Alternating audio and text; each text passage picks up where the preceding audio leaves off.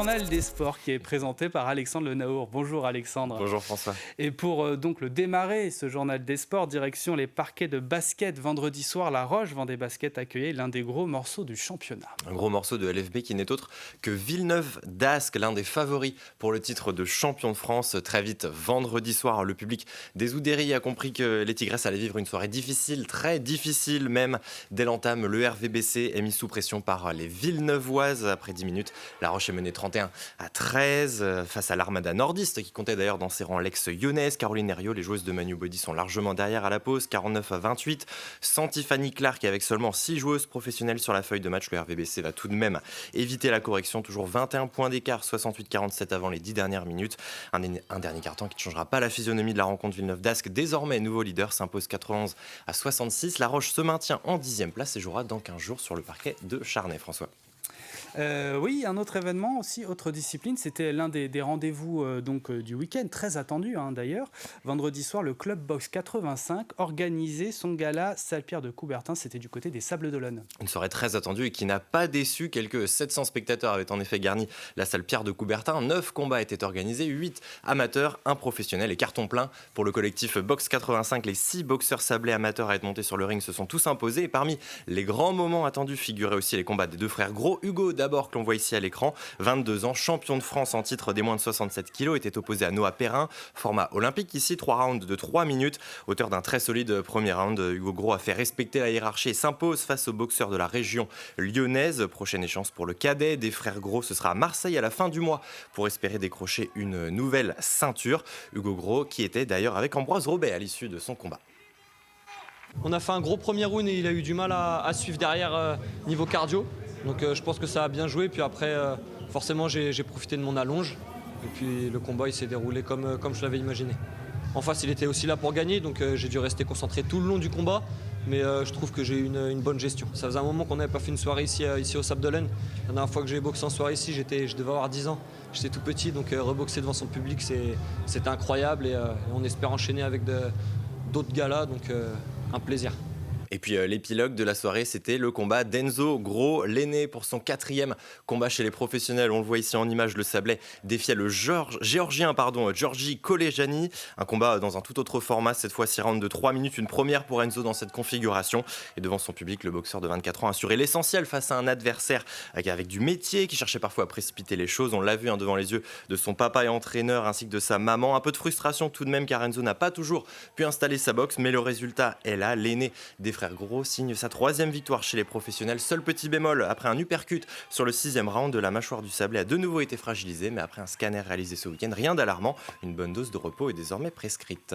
Et on poursuit avec du football, Alexandre. Comme souvent en National 3, le week-end offrait un derby vendéen. Samedi, la Châtaigneraie recevait Fontenay-le-Comte. Esprit de revanche pour les Châtaigneuraisiens, les hommes de Charles Devineau, qui avaient été battus 5-2 au match aller, se retrouvaient donc cette fois du côté de la Châtaigneraie. Samedi à 17h, stade Claude Bétard. Et 17e minute déjà, un carton rouge. Mathis Cheminot laisse traîner son pied sur Balliot. Le jaune d'abord, puis le rouge. Les Châtaigneraisiens vont donc jouer à 10 contre 11. Grosses occasions ensuite du côté de la Châtaigneraie. Florent Petit dans les cages va se montrer une nouvelle fois décisif. Ce coup franc de Belbachir, puis la tentative de Fromaget, 0-0 à la pause. Au retour des vestiaires, les joueurs d'Aurélien Joubert repartent de l'avant sur le côté droit. Milimono s'emmène et centre pour la tête d'Omombe qui ne cadre pas. Toujours côté gauche, ce centre de Nathan Fromaget parvient jusqu'à Thomas Romero, mais Petit se détend superbement.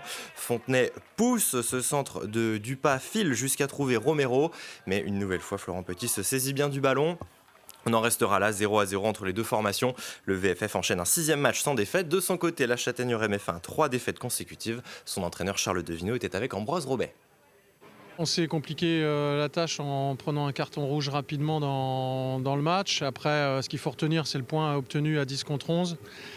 On a mis des valeurs qui sont les nôtres, mais cette fois-ci, elles nous ont portés jusqu'au bout avec réussite, du courage, de l'abnégation, de la solidarité et de la réussite.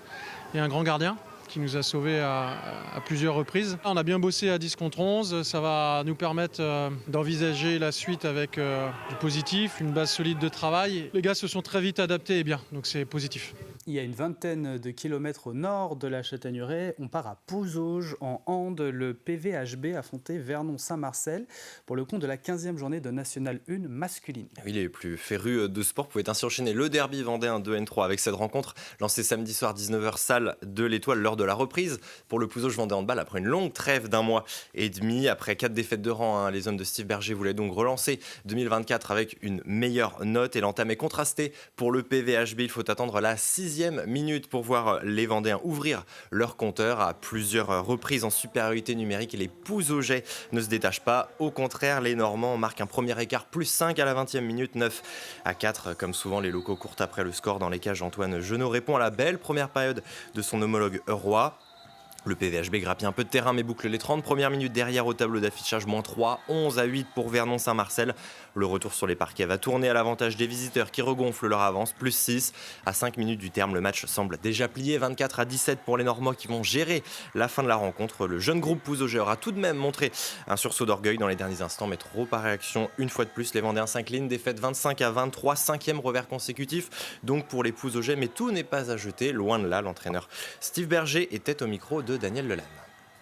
C'est une défaite aussi où les joueurs ils peuvent sortir la tête haute et avec fierté.